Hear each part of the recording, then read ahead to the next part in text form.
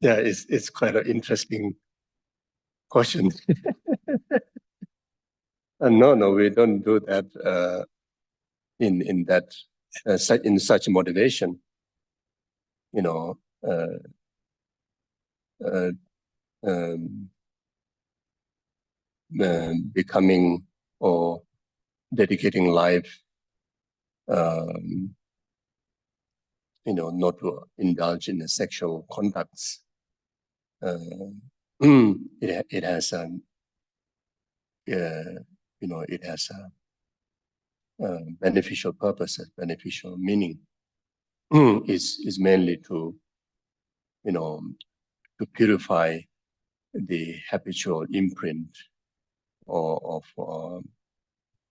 sexual desire that what that cultivated, most of the time in most of the lifetime in the past. We have born in the desire realm numberless times, and the main activities that occur naturally by the force of karma to be born in the desire realm is to very much become very active in sexual activities, expressing sexual desires, and that brings a lot of inconvenience, even though there are temporary pleasures, sensual pleasures may be there, but then it has a lot of negative impact,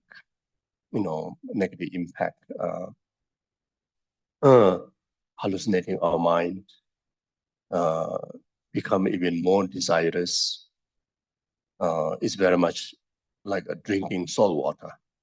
The more you engage, the more you want, the more thirst, And then a lot of other delusions are also born from that. A lot of other delusions arises. And it will also, thicken the other, form of delusion, such as like ignorance, etc. Then it also bring a lot of damage to the, to the channels and chakras. It can cause a lot of damage to the channels and chakras and drop, because when you engage in sexual activities, the wasting of sexual fluids, which are called drops. It has many levels: gross, subtle, innermost subtle drops. The channels and nervous system also got gross, subtle, innermost subtle, and those are the pathway where you can exercise your gross, subtle, innermost subtle mind, especially in meditation, And when the pathways are weak or damaged, then the function of our mind, the exercise of our mind, may not able to fulfill the purpose of yogas, spiritual developments. So so there's so many disadvantages.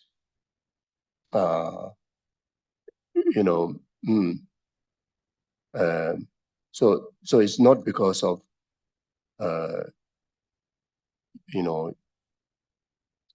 what's say the way how you said just now. Exact word just now you said. For the purpose. What is the purpose you said? To attract. Yeah. To to refrain from engaging in sexual conduct is to attract more likings like that? Yes. More likings for It's you? almost like it grows if you stop. No. That's a bit of expressions of nature of the samsaric mind. The moment something that you stay away, it seems it comes in your way. You know, so it's the moment you let go, it seems like it occur more easily in your way. So this is just a outer, you know, some kind of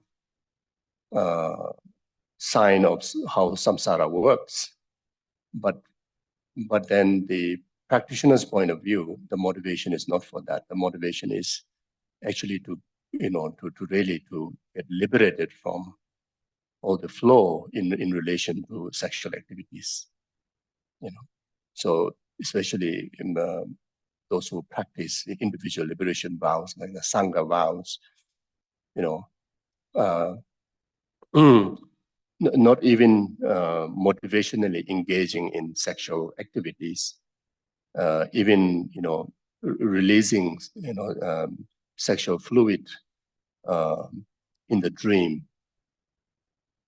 or through in imaginations also transgrade the vows, and it's a heavy transgressions, and in some individual even sanghas, they carry human body.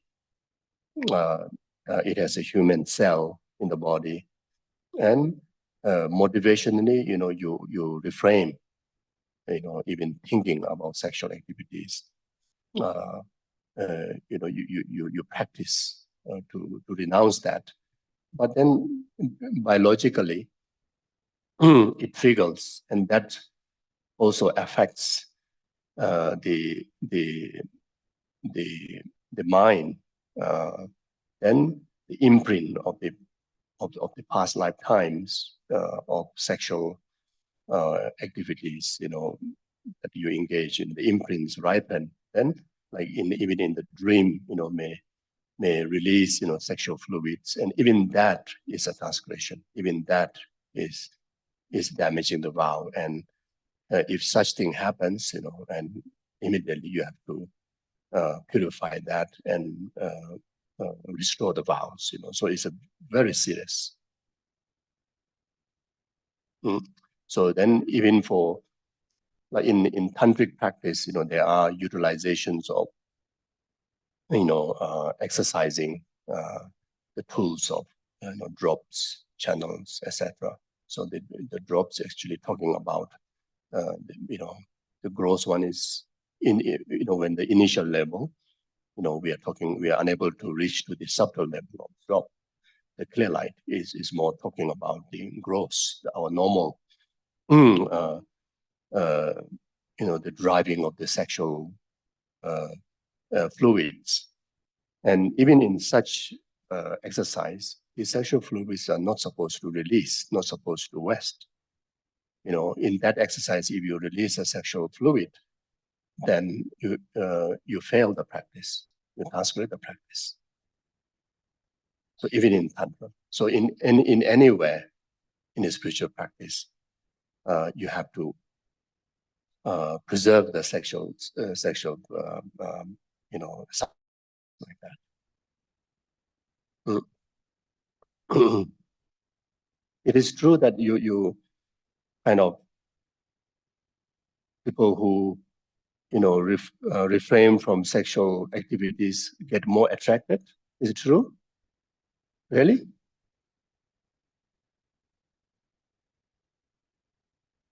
Oh, for men, if someone like kind of restricting sexual activity, then get more attracted. Really? That's a new thing I hear. Huh? And for women, how it behave?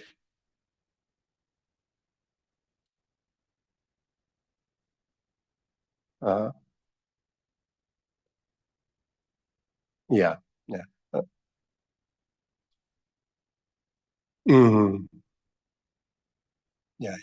So especially when we talk about, you know, desire, you know, uh, yeah, it's not much about actually, you know, the conversation about, you know, sexual fluid. All these are very, very minor. Uh, the main thing is talking about the delusion. Uh, you know, and as far as concerned with the delusion, the attachment, that I think is equal. You know, attachment that a woman has, attachment man has, is the same kind of delusion. The attachment in the little baby and the attachment in the old man is the same thing. You know, yeah. Thank you. Any questions online? If you have any questions, please raise your hand.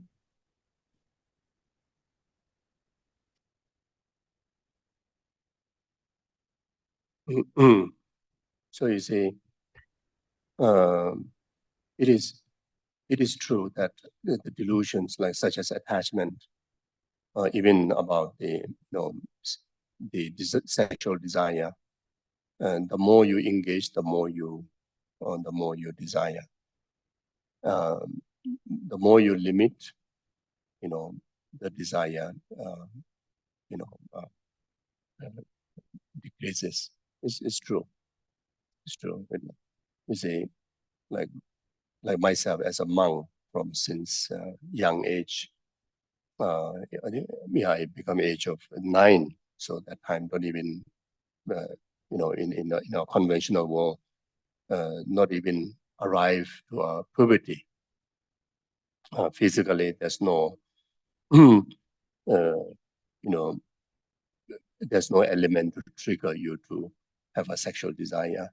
Then also we are put into a monastic environment, especially like myself, the environment uh, among, you know, I stayed from the very first day when I arrived to monastery. So I live in the living area um, um, of my gurus. You know, the room is, you know, the area is very much like this gomba. So this corner is our late abbot Lama Zopa's room. And the moment he opened the door, and his doors are also got a glass, you know, small pieces of glass, so can even see throughout and see through where I'm sleeping.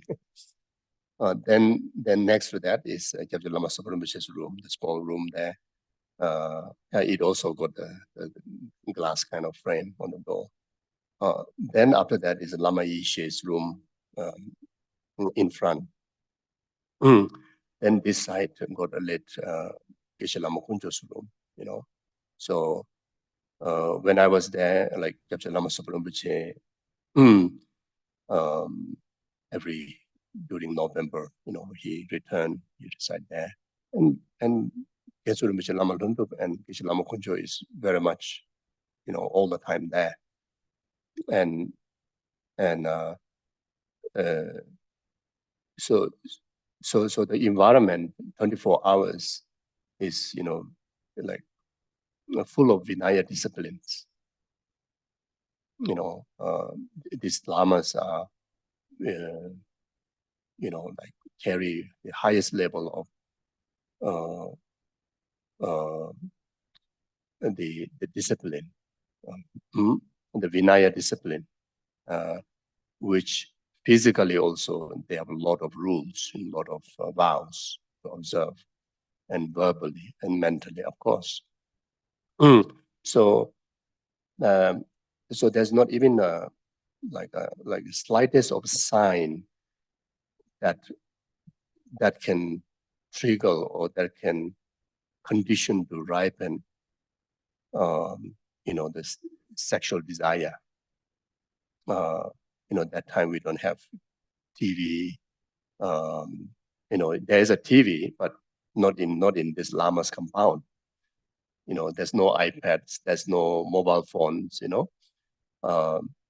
also people who come and visit, uh, to the lamas, everybody is kind of like comes in a very disciplined way, not too open, even physically or verbally, It's always there's a conversations about dharma, and respect.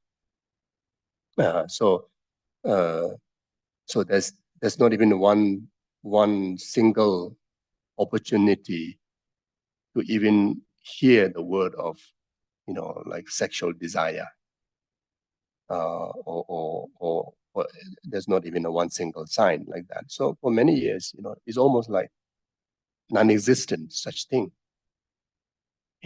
Of course, we are born from our parents, but we never relate that to produce a baby, they had to go through the sexual activities. Even that is not aware. It's completely out of your mind. So then, I remember when I reached age of maybe 14, 15, maybe, I get opportunity to travel overseas, and and I feel so shy when when um, when the ladies wearing short skirts. It's just like kind of like just can't not dare to look at them. Then but even you look at them, but there's no sense of desire. It's like very strange and very, because in Himalayas the whole thing is wrapped. But then to go to other part of the world is like very much quite a lot of exposed. And it's just like, oh, wow, okay, there's such thing like that. So but then there's no any form of a sexual desire. uh, One of the main things is that you are completely in bliss. uh, the the environment or the life that you have, it's like there's nothing, and there's no longing, any other excitement, because your life is already fully excited. You can say, you know, I don't know about others, but in my case, my lay life was a miserable, and it's my own choice to become monk. And when I become monk, I remember even now I can feel the that moment when I first enter into the monastery gate. I felt like entering into the pure land zone, you know, like a liberated state, like nirvana. Like, but that time I don't know about nirvana. I don't know about pure land. But later, when you learn the description, the definition of pure land, nirvana, enlightenment, uh, the feeling that time you try to patch together is, it could be like that. If you really arrive into the actual pure land, maybe like that, you will feel like that, completely bliss, completely protected, completely happy. So you're not searching any, it's not limited of happiness, joy. Uh, and in some, in many cases, I cannot say it for all, but in many cases, some sexual activities are, it's like a it's like to experience more exciting kind of experiences, as if like more joyful experiences, or of course there may be many other reasons. Some are, they engage in sexual relationship to to have children, to carry their legacy, and some even have many other meaningful purposes. But but when it comes to the desire, it's more about uh, the desire for maybe like something, happiness, or pleasure, more pleasurable experience, etc. So in my own case, uh, I never felt that is needed. So then after after some time, I don't know, maybe after 20, maybe after 20 years old. So I even get opportunity to visit United States. So I came to San Francisco, work with Venerable Rubina, on the book. So yeah, that was at that time. I'm already maybe around 30 years old. Mm. Uh, and and yeah. So Venerable told me that I think she's trying to really kind of like expose like the hidden kind of delusion of desire, in order for you to purify, to detect. Uh, so she was saying that you are still so ignorant, you know. Uh, and she says we're going to have a lunch at the beach in Santa Cruz somewhere, and says that that I'm going to show you, those I don't know whether it's completely naked or with a very tiny bikinis, lying on the beach side. Say, because we went through quite a challenging process, while we are working on the book. So she thinks that my mind is like completely blocked somewhere, or she thought maybe that may help me. So she bring me there, but uh, then again I look into my mind. I just find it's interesting, but then there's no kind of sexual longing or sexual attachment, whether to a man or woman or whatever, so I'm not saying I overcome, the delusion of attachment. I'm not saying that I'm really deluded, but maybe because of the life that you are in is so enjoyable, so fulfilling, and you feel you don't feel that you need uh, somewhere else or somewhere outside than the life that you have. It can be more enjoyable. You don't feel that, so that's why you don't crave. So something like that. So I remember when we walk up and down from Kopan to Bodha Stupa, so along the way there's many Nepali um, tea shops, and goodie shops. So there's one shop that when we go up and down and go and buy some sweets, there's one old man. I mean, not really very old. Maybe it's about 50, 60. Uh, so he always asks me, he said, like, you are completely wasting your life. You cannot get married. You cannot have a sexual experience. He's like, you are completely wasting your life. He says, he's a poor boy, and he been saying that for many years, now and then. and and for him, it's like uh, biggest thing in your life would be missed, would be lost opportunity.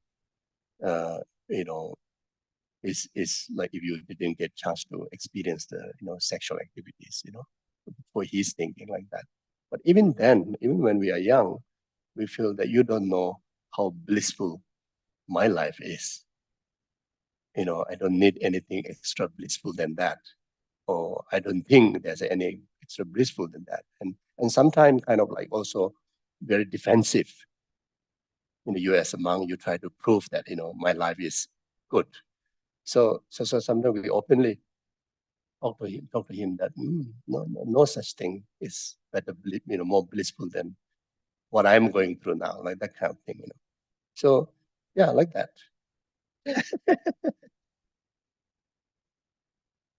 In the last session, did mention that, in order to become your own therapies, here, we're talking about to treat the samsara, to treat the causes of samsara, the karma and delusion, to purify the contaminated aggregates, the pervasive compounded suffering. And very much the first step is to actualize genuine sense of renunciation. So when we talk about renunciation,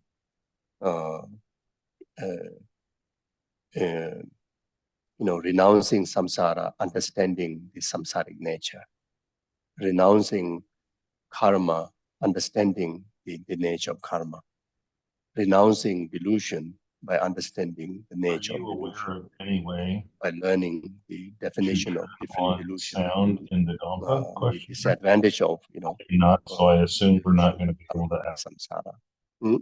Then, actualizing genuine sense of renunciation. When you gain the wisdom of genuine sense of renunciation, there's a genuine understanding of liberation is out there. Genuine understanding of need of liberation is out there.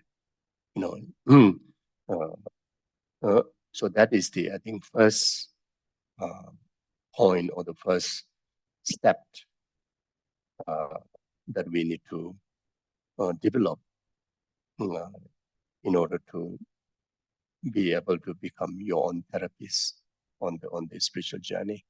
So then the second is to learn all the tools, all the methods, all the antidotes, which is very much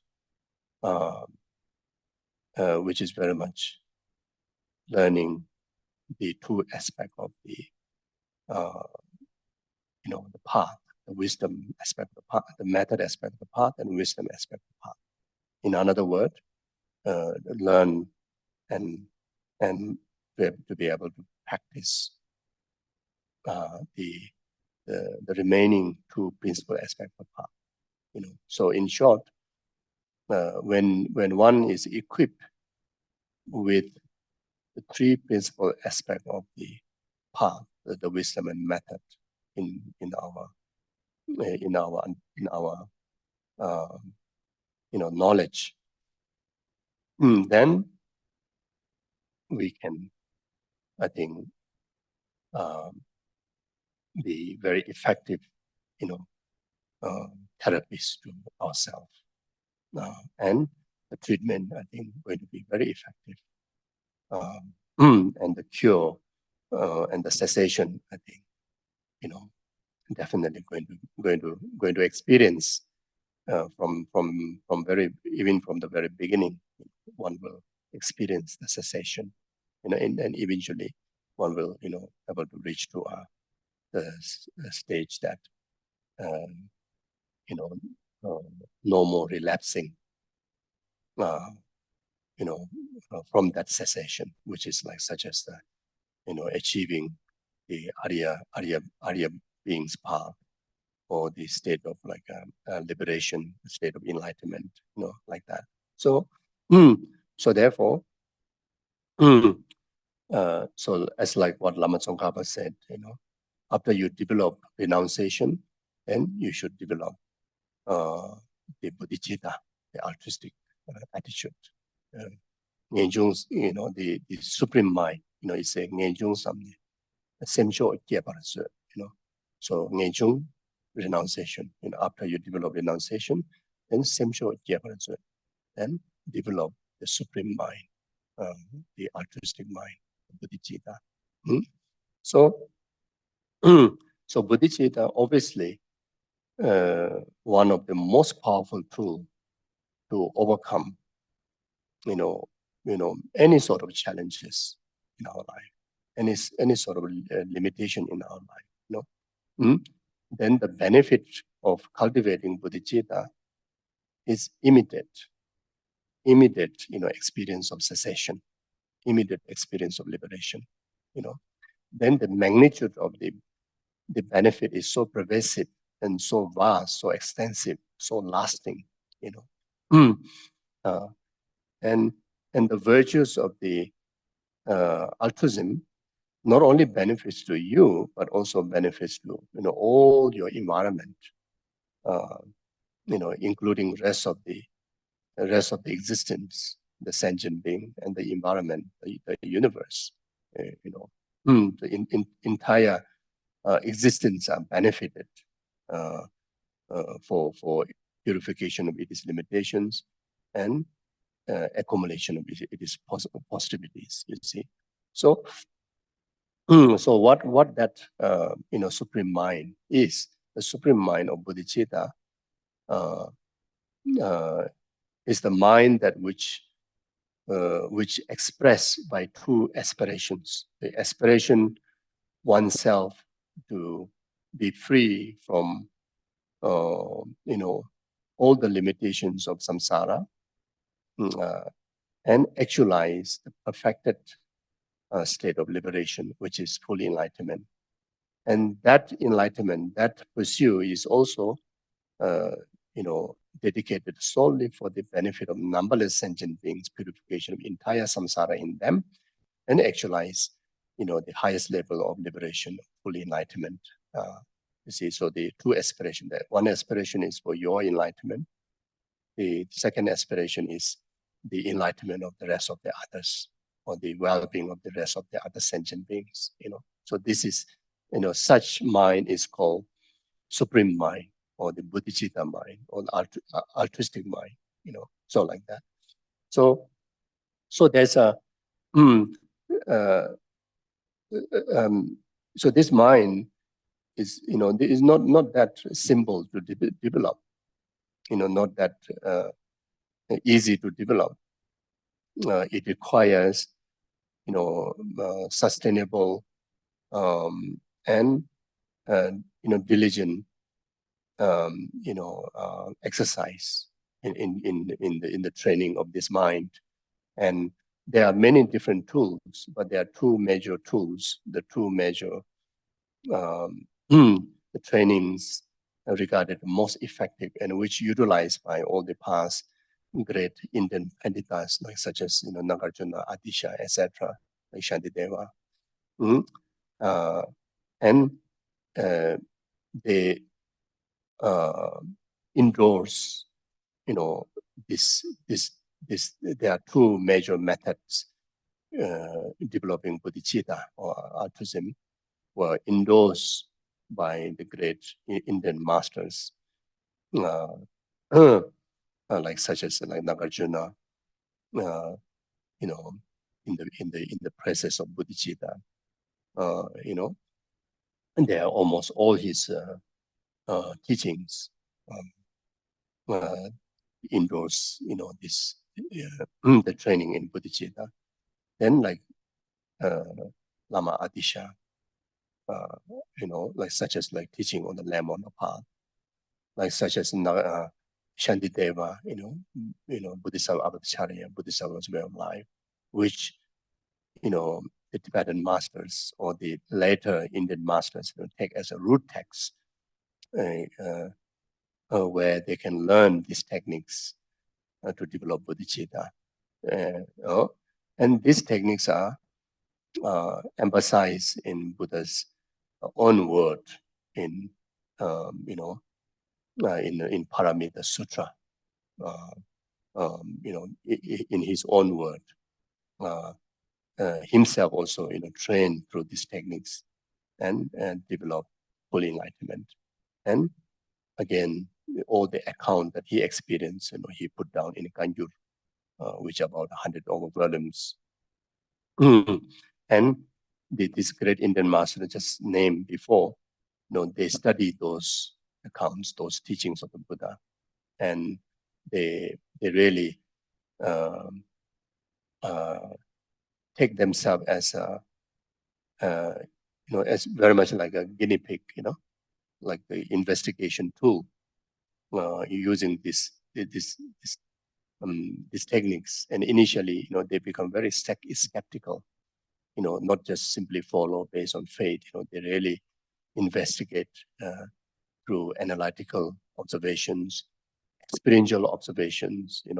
And after they themselves achieve the result, then they deliver their own accounts, which are their treatise, like such as Bodhisattva's way of life, the Bodhisattva Charya. Then later, the Indian great masters like Geshe, who is the founder of the Kadamba masters, the practice lineage.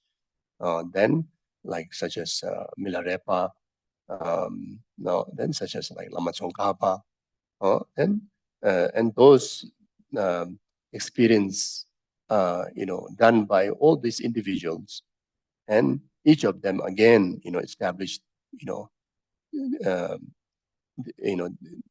their experiences into their treatise, like such as like Lama Tsongkhapa in Lamrim, so in Lamrim again express or illustrated, how he have trained in bodhicitta by using these techniques, and he definitely,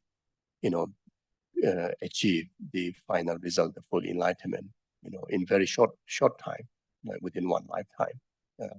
Then up to today, even today, in the living masters like His Holiness Dalai Lama, like Lama Zopa Rinpoche, they too follow the same technique, and they also illustrated so many teaching, so many scriptures, but these masters are, open book to us, living example in the training of bodhicitta. And it is so attractive, like not just like reading biography of the master that who physically we have not witnessed their life, but like Lama Zopa Rinpoche, like His Holiness Dalai Lama, is a living proof in every ways, the every aspect of their life. It is so inspiring, so heart touching, and so beneficial for for the happiness of the world, for the peace of the world. You see, and the energy that we receive from them is like so peaceful, so gentle, so much kindness, so much compassion, so much love, so much selfless, and it very much every moment, every aspect of life is artistic. You see, so all are trained through these two techniques, and these two techniques are the 7 point cause and effect training and 4 point self exchanging technique. So the 7 point cause and effect training, very much a lineage you can trace through Lama Atisha, Lama Silingpa, the Indonesian Lama Silingpa.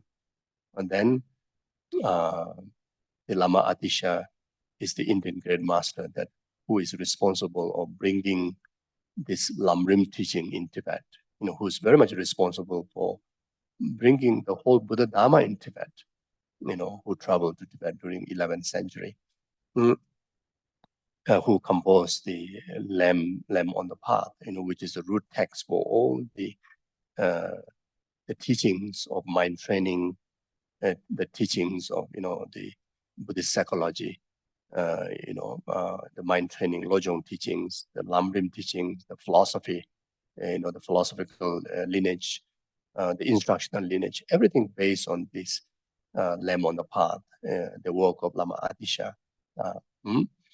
And then, such as the lineage, the Asanga, who had a direct vision of the Buddha Maitreya, who receive this teaching, this training directly. Not only from the teachings of the Shakyamuni Buddha, but also directly from the Buddha Maitreya.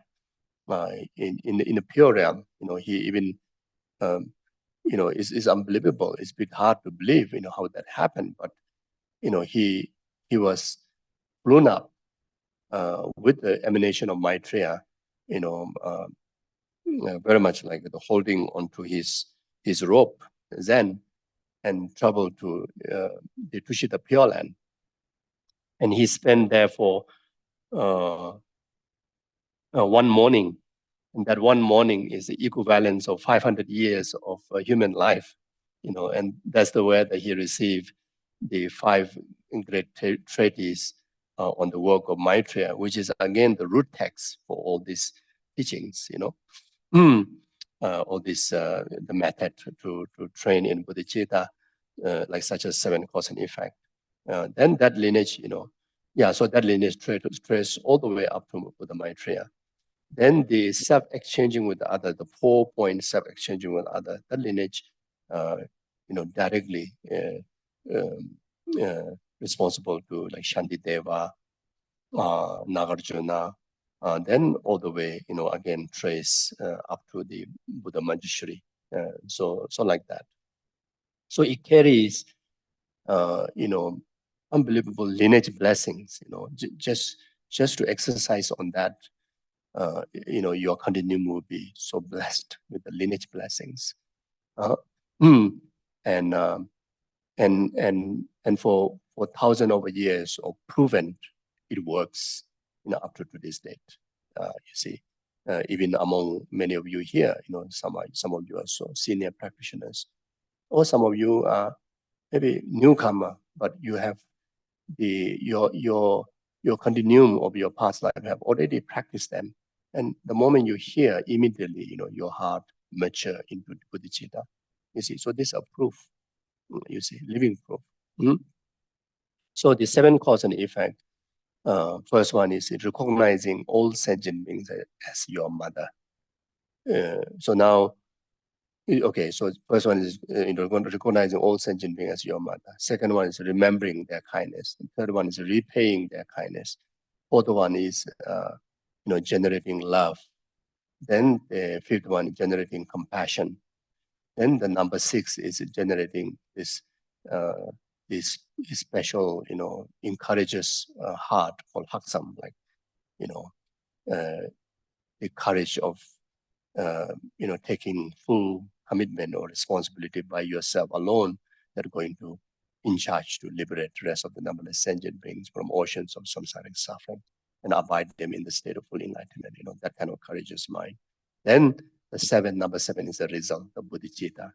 Bodhicitta that will born spontaneously in your heart. It will reside in your heart, without needed any reasoning or examples. Always your main motivation of all activities or main heart will be that bodhicitta, you see. So now, in order to recognize all sentient beings as your mother, first, one need to understand how the karma works. How karma functions, how karma works. You see, how negative karma works, how virtuous karma works, how neutral karma works. There's a big subject. Again, one of the big subject in any teaching, or especially if we, study the structured, the complete teachings of the Buddha Dharma through Lamrim. Then in the Lamrim text, you will find it, big subject. We need to learn well about that in order to really make sense that sentient being all sentient being has been your mother. So after understanding the karma, then the next knowledge that we need to understand is about reincarnation, life and rebirth. You see, you need to understand until that you gain conviction, in a genuine sense of conviction on the basis of logic, reasoning, and factual examples.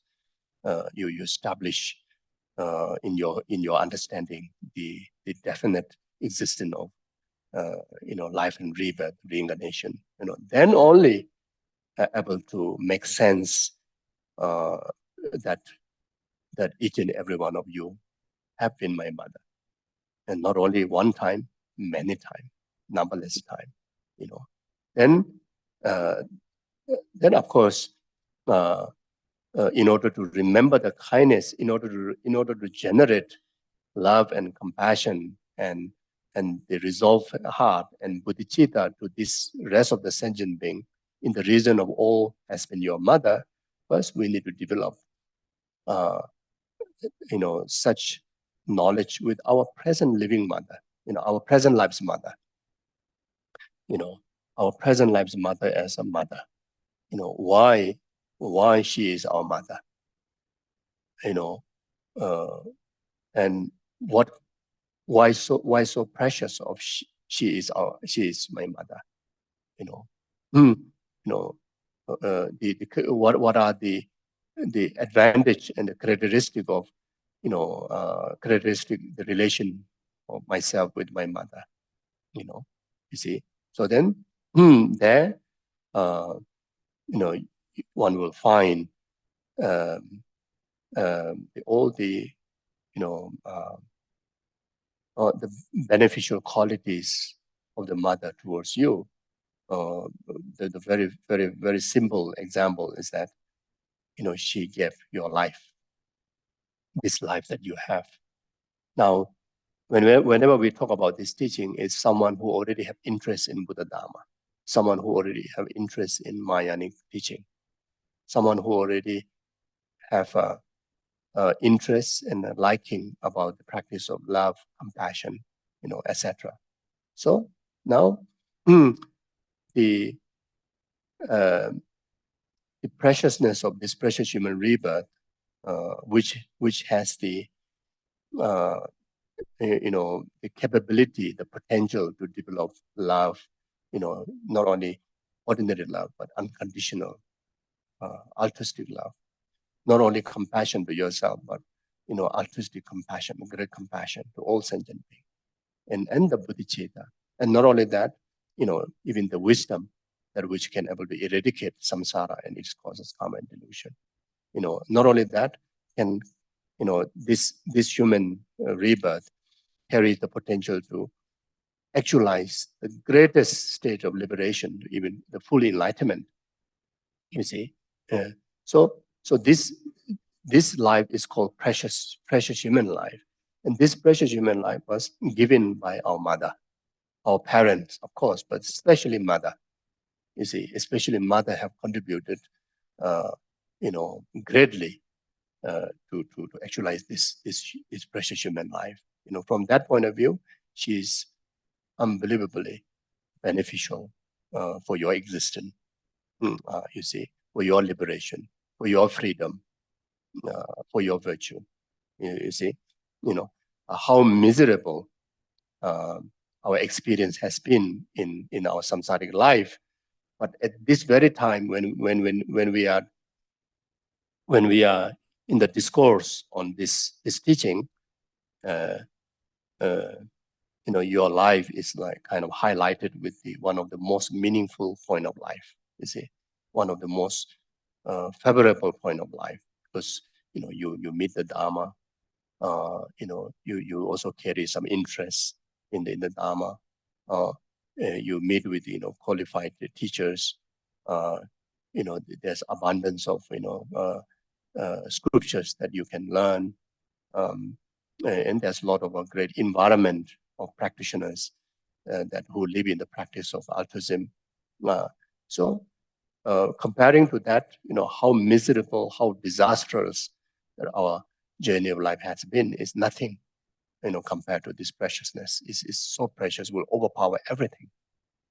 You see, so this precious life, this amazing life, is given by our parents. You see, our mother. You see, if mother didn't rend the womb, the spirit, after we pass away, from our previous life, the spirit traveled through intermediate state. And the spirit wander like kind of like a restless mind, like a restless, numberless time greater than restless mind. Then sometimes we experience that restless mind, It is not comfortable. It is not easy. It is harsh, when we are in the restless moment of our heart. You see, so the intermediate state of being is numberless times more restless than that. And one of the reason of being restless is searching a place to rest, settle, and which is to settle to actualize a new rebirth. You see, and the new rebirth, the place to settle for new rebirth is mother's womb. And until the mother don't rend the womb, there's no place to rest. You see, there's no place to move on from that spirit life. You see, so, and intermediate state beings, the restless mind can be very miserable, helpless, and do come and ask help, but we cannot perceive them. We cannot see them, but they see you. You see, they hear you, but we can't hear them. We can't see them. It's like kind of like when you are desperate, need of help, and asking, please come and help, and you ignore the person. How hurtful feeling the person will go through it, isn't it? So intermediate state beings is like constantly experienced like that. They come into our way, especially in the environment of relatives, environment of friends that who knew them before, but for them they don't see the spirit. You see, so that's why I also call as a wandering spirit, a wandering intermediate spirit. They wander, restlessly like that. Then finally, they pass, the special karmic infinited mother. The moment she ran the womb, you're able to settle there. You see, so not only able to settle as a rebirth in the rebirth in the negative realm, but able to rest in the womb that which can able to reincarnate as a human life, some more precious human life, isn't it? That's unbelievable, precious human life, and that is totally the kindness of mother. Totally kindness of mother. There are many sentient beings because of the intermediate state spirit's life is 49 days. Maximum life is 49 days. If they cannot get karmic infinited mother's womb within 49 days, then they, very most likely, born as a preta. Is again, there's a preta, which is also, one is like a wandering spirit, or there are so many stages of spirit realm, preta realm, they're mostly born there like that, so we can also say our this life's mother have saved us being born into the spirit realm, preta realm, not only save us from restless wandering spirit of intermediate being, but also the next rebirth of the preta realm, you see. uh, uh, mm, uh, so very much, the mm, the 6 elements we call the Ngajie come to the 6 elements on top of the 4 elements, earth, water, fire, air. Then on top of that, the father mother's substance, the drop and eggs from father mother. So that makes our basis of this human life is on the basis of 6 elements. And having these 6 elements is so precious. Because of the father mother's, the eggs and the drop help us to achieve all the nervous system, the channels, help us to achieve this drop. So you see, so the drops and the channels, as I mentioned at the beginning, we talk about it. Those are very powerful tools to exercise, our subtle mind. Exercise our subtle mind. On the pathway of, the channels, which the gross one is the nervous system, which again is, achieved from father mother's true substance. Then one of the tool, like a ball, that you know that you exercise in the pipe, up and down, and that is a drop that again received from father mother. And by exercising that, it able to exercise our subtle consciousness, through the generation and the completion stages of tantric path. There are extensive practices that you can do, which is called the super path, which deliver, the full enlightenment, the entire purifications of obscurations of delusion and obscurations of omniscience within this very short period of lifetime. Within the time of 80 years of life, or 3 years of your practice, or even make possible, or within that very cushion on that very session, one session, make possibility of such enlightenment. And this is the kindness, this is the base we receive from our parents. Unbelievable. If we're born in a formless realm, we don't have that opportunity. If born in any other realm, we don't have that opportunity.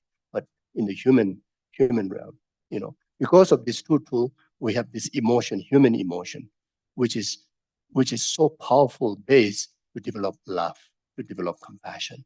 That sensitivity is so powerful, especially to the women, their heart is more sensitive and even more easier to develop love and compassion and bodhicitta. And of course, we men too, no worries. We too have the same potential, but women are maybe greater. So you see, so again, this is because of the element that we receive from father mother. Amazing. You see, in Tantra, this amazing practice, secret practice, most profound, the super path, the completion practice cannot be done, without utilizing of the channels and chakras and drop, and that surpass, because of this tool, surpass the tantric path from the sutric path. Because in the sutric path, there's a little, exercise amount, using the tools of channels and drops and channel chakra drops like that. You see, so there's a numberless reasons to be thankful to our parents, to have a affection to our parents, to have a gratitude to our parents, in whatever way, even they have treated you negatively in this life, I would usually understand that this is just our own misunderstanding. This is our own karma, that we have harmed them before. That's why we receive that kind of thing. The parents, especially like mother's treatment to child, or any mother, unless they are in others' power, others' power like a delusion, sickness. There could be many other reasons, karma. That's why they tend to like kind of abuse you, harm you. But in the actual relationship between mother and child is unconditional love only. No question about human. Look at the animals, birds, even the tigers, the meat eaters, even the yakshas. The mother's treatment to their children is completely selfless love and compassion only. You see. So therefore, first we have to understand this. This relation with our present life's mother, and try to purify if there's any inconvenience you have with your present life's mother. Like such as like maybe she didn't love you enough, she didn't, or she abused you, she beat you up, she scolded you, whatever. to understand that this is by others' power she treated you that. As a mother, by her nature, no, only unconditional love, you see. And the proof for that is my living person here now, my life. This is because of her. She saved your life for 9 months, you see. And after that, when you are incapable, in a baby, months or year old, her affection is the main source to survive your survival. You see. Later part, when our mind is hijacked by others' power, like delusions and distractions and egos and self-centeredness, then there's a lot of reflection of our own flow into mother. Then say, mother didn't love me enough. Mother beat me up. Mother abused me. We never really reflect how naughty we are. We never reflect how rebellious we are. That's why mother beat you up, because you're so rebellious, so naughty. If you are such an adorable, obedient child, maybe you won't receive any beating. You won't receive any scoldings. So sometimes we forget about that. Then we everything we abuse the mother. We never think that mother is so physically sick, or so much worry because of there's no financial resources to take care of the family. And sometimes she really get into so stress, and the delusion of stress overpower her. And then sometimes she say wrong thing to you, and she may even beat up to you. And that is because of the delusion. It's not because of the nature of the mother beat you up. So we have to exercise that, and we have to come to a point that even the slightest form of misunderstanding, inconvenience that we have with our present life's mother to be purified completely, in order to move on or develop ourselves to the realization on the first point of recognizing all sentient beings as your mother. So that's the first step. Once you develop the realization on that first point, then the rest of the points are regarded, it comes naturally. It's very easy. The remembering kindness, repaying the kindness. So easy to repay the kindness, And the way to repay the kindness is expressing love, expressing compassion, taking yourself responsibility to liberate the mother from her. If the mother is living, then liberate her from, inconvenience, from her old age sufferings, from her loneliness, from whatever inconvenience there. You try your very best to be in the service of your mother. If mother is no more living, then at least dedicate your life in the virtue, and dedicate that virtue to your mother for her liberation. You see. So even that the number six, the special heart, the responsible heart, that also comes easily. Then bodhicitta naturally comes after that. You see, so the most important point is the first point, recognizing our present life as our mother. Then after that, then you can exercise that with your father, brother, sister, loved one, then children, then rest of the sentient being like that. So then another 4 points are the okay. The time is also over. Okay, then maybe we can discuss next session. So you have any questions about mother? Okay. Go ahead, Sheila. There's a question online. Please. Oh, I'm sorry. We actually have about 4 questions, so whatever works for the Gompo. The first one is from Fernando, and he wants to know. Hang on, I need to find it. He asked the question quite some time ago. How can you sustain the effects of morning meditation throughout the day? How to sustain? Yes, correct. 问题是我们如何把每天早上的禅修能把这个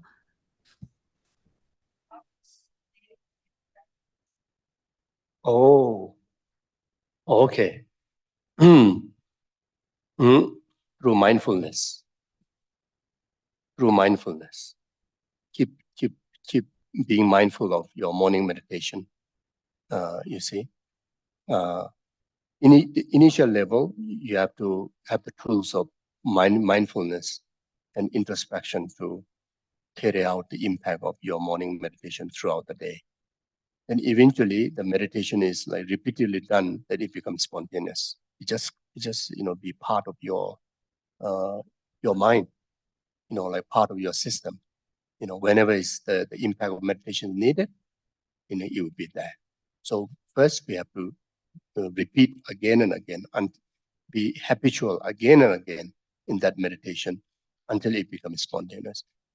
So the initial stage, then you have to assign one portion of mind to be mindful, watch over the meditation, meditation exercise, to carry out through your life, through your days, like that. Thank you. Next.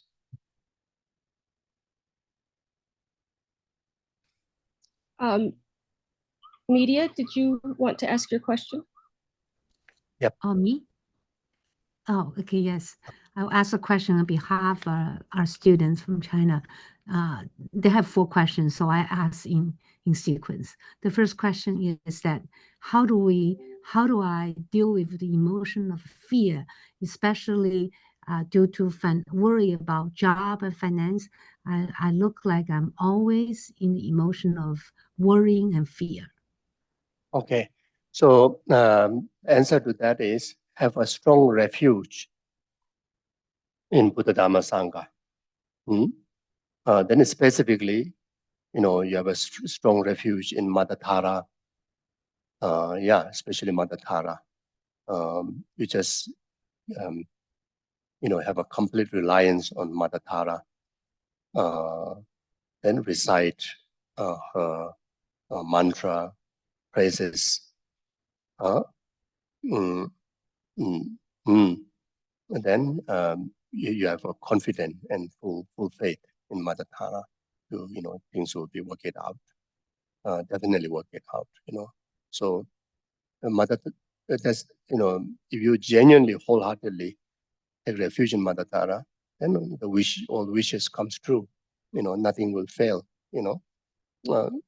So like that. So that way you will overcome the fear. So fear comes, especially as a practitioner of Dharma. Any sort of fear comes when we don't have a stable refuge. When we don't have a stable protection, which is the refuge in Buddha Dhamma Sangha. So then the fear can be related to many different situations. So it is about financial, and then you pray to Mother Tara, have refuge in Mother Tara. So like that.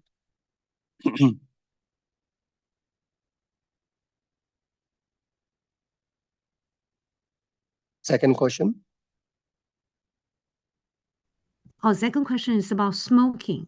The question is that I'm around people who smoke and drinks, and what do we do about that? And to avoid the negative impact of smoking and drinking, how do I protect myself from being polluted with my family drinking and smoking, and they do not want to quit or they do not want to stop drinking? How do we help them? Yeah, so this is a big challenge, difficult.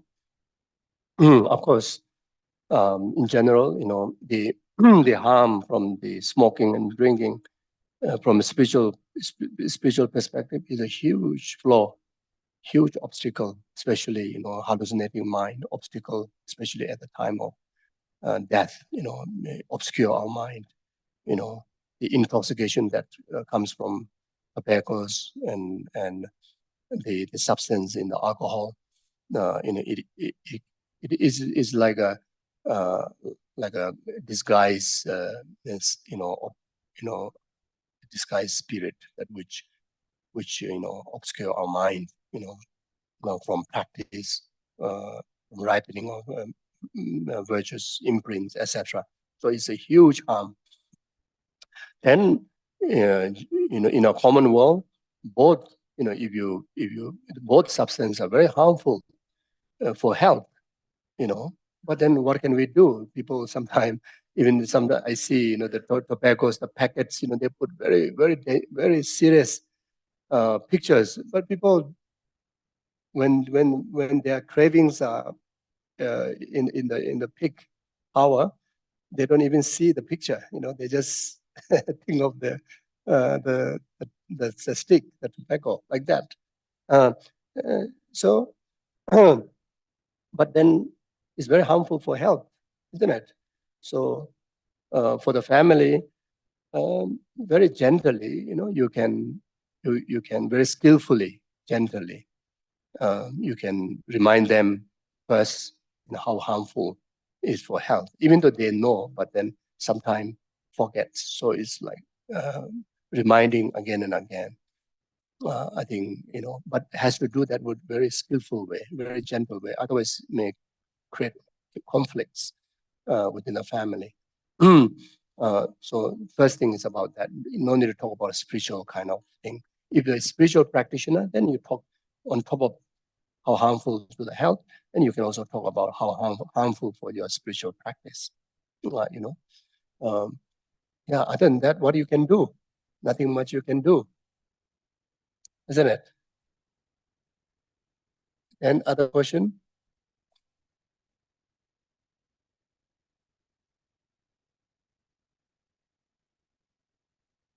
Finish?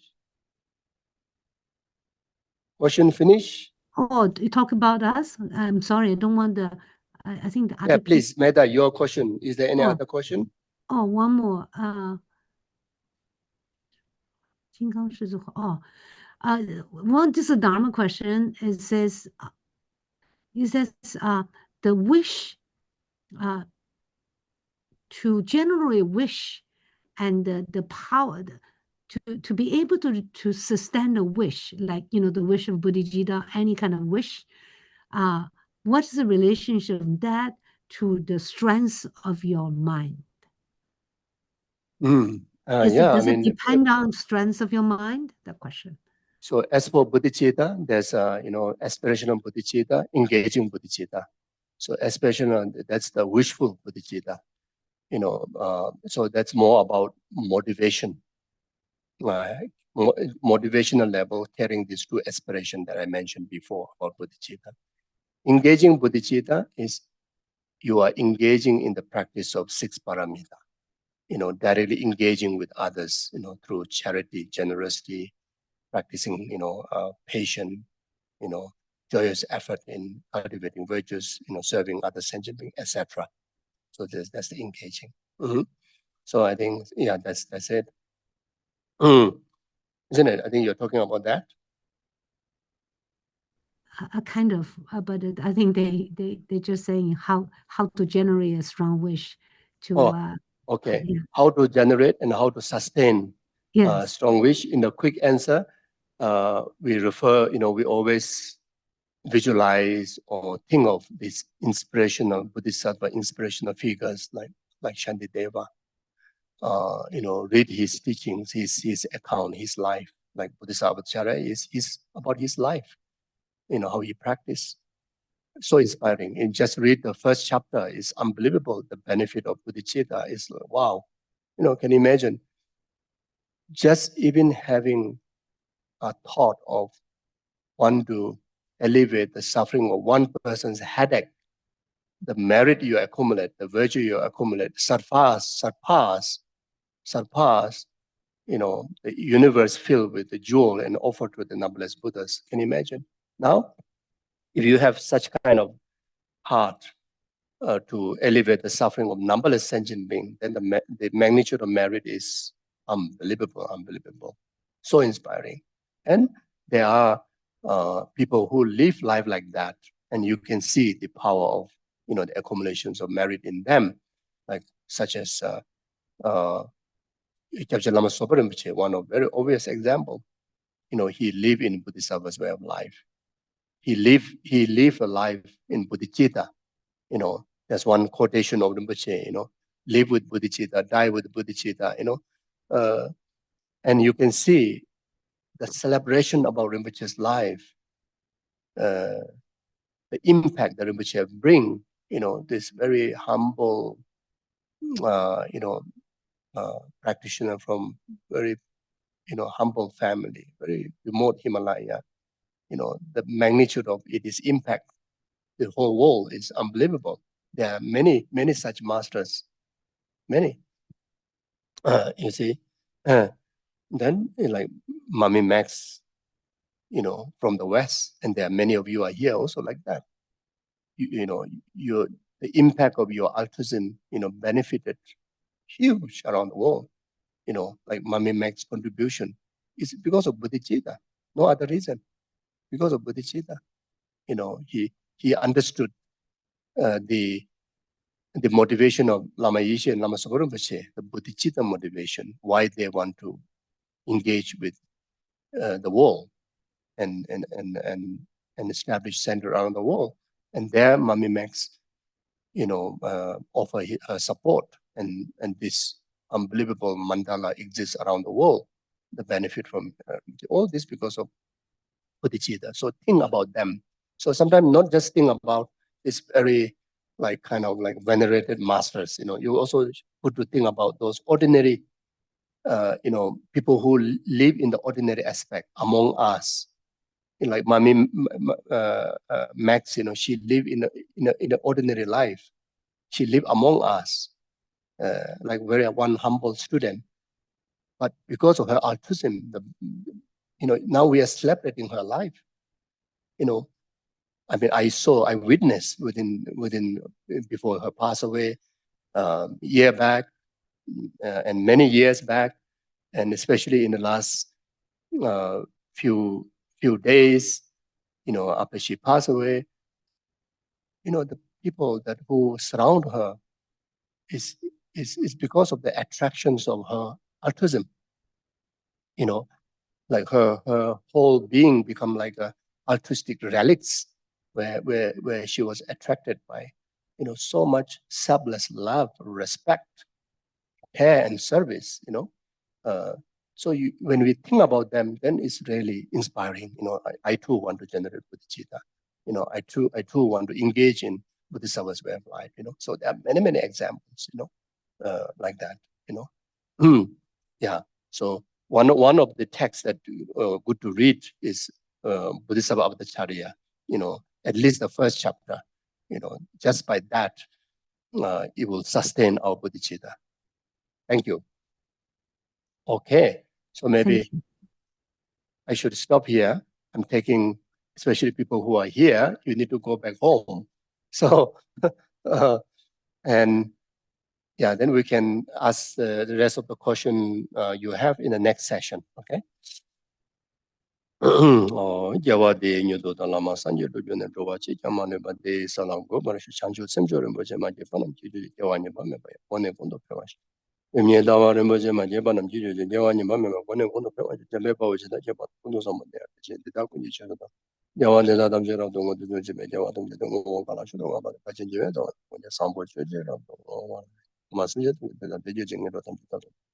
kanjo zamba gana sojo ba de da fungi mo nam to ji sanje ne ba chen ne ba ne do ne ta ji ji de ne ma ba ta do ji wa mo ji me pa ba ji ma so ba da ko ni ji ne wa de da do ra do zo chi be ja wa so de ngo ga la ji ngo ba da chen ji we zo sam bo chi je ra do ngo. Thank you very much, and sorry for giving extra time.